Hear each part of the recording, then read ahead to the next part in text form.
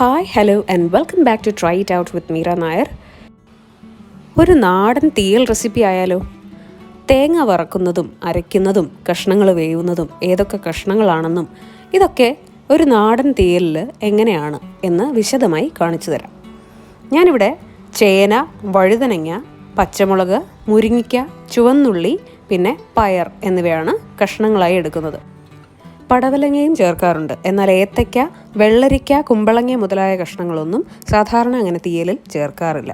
അപ്പോൾ ഇത്രയും കഷ്ണങ്ങൾ ഞാൻ കുക്കറിലേക്ക് കഴുകി വൃത്തിയാക്കിയ ശേഷം ഇട്ട് അതിൽ അടിയിൽ പിടിക്കാതിരിക്കാൻ മാത്രം പാകത്തിന് വെള്ളം, ഒരുപാട് വെള്ളം ഒഴിക്കുന്നില്ല. നെകക്കയോ മുങ്ങിക്കിടക്കാൻ പാകത്തിനൊന്നും വെള്ളം ഒഴിക്കേണ്ട കാര്യമില്ല.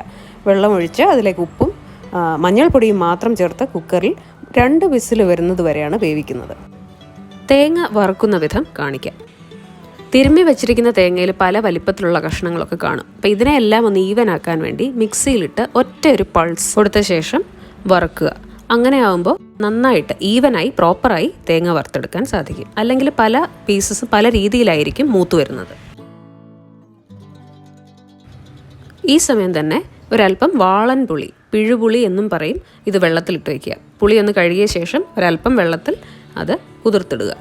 അവസാനമാണ് നമ്മൾ പുളി ചേർക്കുന്നത്. അപ്പോൾ അതുകൊണ്ട് തന്നെ ഇത് കുതിർന്ന് വരാൻ ആവശ്യത്തിന് സമയം കിട്ടും. പച്ചക്കറികൾ വേവിച്ച് വെച്ചതൊന്ന് തുറന്ന് നോക്കാം. മഞ്ഞളും ഉപ്പും എല്ലാം പിടിച്ച് പച്ചക്കറികളൊന്നും കുഴഞ്ഞു പോകാതെ പാകത്തിന് വെന്ത് കിട്ടിയിട്ടുണ്ട്.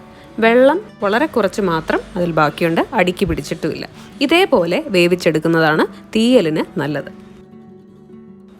ചീനച്ചട്ടിയിലേക്ക് തേങ്ങ തിരുമ്മിയത് മാത്രമിട്ടാണ് വറുക്കുന്നത്. എണ്ണയോ മറ്റൊന്നും അതിലൊഴിക്കുന്നില്ല.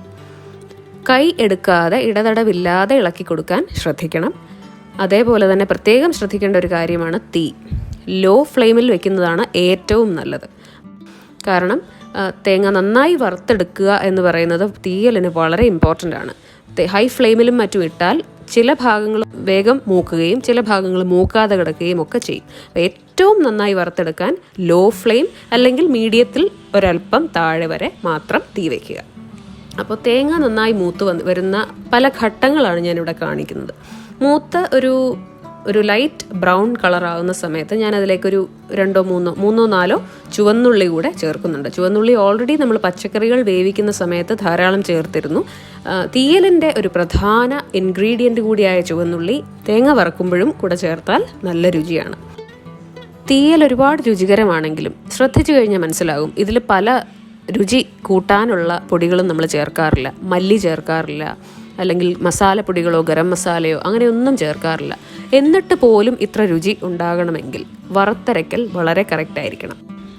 അതേപോലെ തന്നെ മറ്റൊരു കാര്യം ശ്രദ്ധിക്കേണ്ടത്, തേങ്ങ മൂത്ത് പോകും, കരിഞ്ഞു പോകുമെന്ന് വിചാരിച്ച് അധികം മൂപ്പിക്കാതിരിക്കുക. അങ്ങനെ ചെയ്യരുത്. നന്നായി കണ്ടിന്യൂസ് ആയി ഇളക്കിക്കൊണ്ടിരിക്കുകയാണെങ്കിൽ കരിഞ്ഞു പോകാതെ തന്നെ നന്നായി മൂത്ത് നല്ല ബ്രൗൺ കളർ തീയൽ നമുക്ക് ഉണ്ടാക്കാവുന്നതേ ഉള്ളൂ. അധികം മൂപ്പിച്ചില്ലെങ്കിൽ തീയലിൻ്റെ ആ നിറം നമുക്ക് നഷ്ടമാവും. അതുകൊണ്ട് മൂപ്പിക്കാൻ ശ്രദ്ധിക്കുക. മൂപ്പിക്കുമ്പോൾ കരിഞ്ഞു പോകാതിരിക്കാൻ കണ്ടിന്യൂസ് ആയ ഇളക്കലും ഇമ്പോർട്ടൻ്റ് ആണ്. ഇതിലേക്കിനി ഒരു വലിയ സ്പൂൺ മുളക് പൊടിയാണ് ഞാൻ ചേർക്കുന്നത്. എരിവ് ഇഷ്ടമുള്ള ആൾക്കാരാണെങ്കിൽ ഇതേപോലെ ഒരു വലിയ സ്പൂൺ മുളക് പൊടി ചേർക്കാം. കുറച്ച് കുറവാണ് താല്പര്യമെങ്കിൽ മുളക് പൊടിയുടെ അളവ് ഇവിടെ തന്നെ ഒന്ന് കുറച്ചാൽ മതി. അപ്പോൾ ഈ മുളക് പൊടി ചേർത്ത ശേഷം പ്രത്യേകം ശ്രദ്ധിക്കണം, തീ ഉടനെ തന്നെ ഓഫാക്കുന്നതാണ് നല്ലത്. കാരണം പാത്രത്തിൻ്റെയും തേങ്ങയുടെയും മറ്റും ചൂട് മാത്രം മതി മുളക് പൊടി മൂത്ത് കിട്ടാൻ. ഈ വറുത്ത തേങ്ങയുടെ ചൂടാറിയ ശേഷം മിക്സിയിൽ വളരെ ഫൈൻ പേസ്റ്റായി അരച്ചെടുക്കുക. വീഡിയോയിൽ കാണുന്ന പോലെ നല്ല സ്മൂത്തായി അരച്ചെടുക്കണം. ഇനി ഈ അരപ്പ് പച്ചക്കറിയിലേക്ക് ചേർത്ത് നല്ലതുപോലെ ഇളക്കി യോജിപ്പിക്കുക. നേരത്തെ കുതിർക്കാനിട്ടുന്ന പുളി നല്ലതുപോലെ പിഴിഞ്ഞ് ആ പുളി വെള്ളം കൂടെ ഇതേ സമയം പച്ചക്കറിയിലേക്ക് ചേർത്ത് ഇളക്കി യോജിപ്പിച്ച് ഉപ്പും മറ്റും പാകത്തിനാണോ എന്ന് പരിശോധിച്ച് തീ ഒരു മീഡിയം ഫ്ലെയിമിൽ വെച്ച് നല്ലതുപോലെ തിളപ്പിക്കുക. ഇതിലേക്ക് ഒരു തണ്ട് കറിവേപ്പില കൂടി ഇട്ടാൽ വളരെ നല്ലതാണ്. പുളിയും ഉപ്പും എല്ലാം കഷ്ണത്തിലേക്ക് പിടിച്ച് നല്ലപോലെ കുറുകിയ തീയൽ റെഡിയാണ്. ഇനി കടുക് വറക്കൽ മാത്രമാണ് ബാക്കിയുള്ളത്. ചിലർ കടുക് വറക്കാതെയും തീയൽ ഉപയോഗിക്കാറുണ്ടെന്ന് കേട്ടിട്ടുണ്ട്. കടുക് വറക്കുന്നതിനായി വെളിച്ചെണ്ണ ചൂടാക്കിയ ശേഷം ചെറുതായി അരിഞ്ഞ് ചുവന്നുള്ളി അതിലിട്ട് മൂപ്പിക്കുന്നു. എന്നിട്ട് ഒരല്പം കടുകും ഒരു തണ്ട് കറിവേപ്പിലയും ഇട്ട് പൊട്ടിച്ച് തീയലിലേക്ക് ചേർത്ത് ഇളക്കുന്നു. തനി നാടൻ തീയൽ റെഡിയാണ്. ചോറിനോടൊപ്പവും ഇഡലി, ദോശ എന്നിവയോടൊപ്പം ഒക്കെ കഴിക്കാൻ വളരെ ഭേഷമാണ് തീയൽ. തീർച്ചയായും എൻ്റെ ഈ തീയൽ റെസിപ്പി ട്രൈ ചെയ്ത് നിങ്ങൾ എന്നെ അഭിപ്രായങ്ങൾ അറിയിക്കുക. ഈ വീഡിയോ ഇഷ്ടമായെങ്കിൽ ലൈക്ക് ചെയ്യാനും ചാനൽ സബ്സ്ക്രൈബ് ചെയ്യാനും കൂടുതൽ ആളുകളിലേക്ക് ഷെയർ ചെയ്യാനും നിങ്ങൾ മറക്കരുത്. മറ്റൊരു റെസിപ്പിയുമായി കാണാം. Bye bye.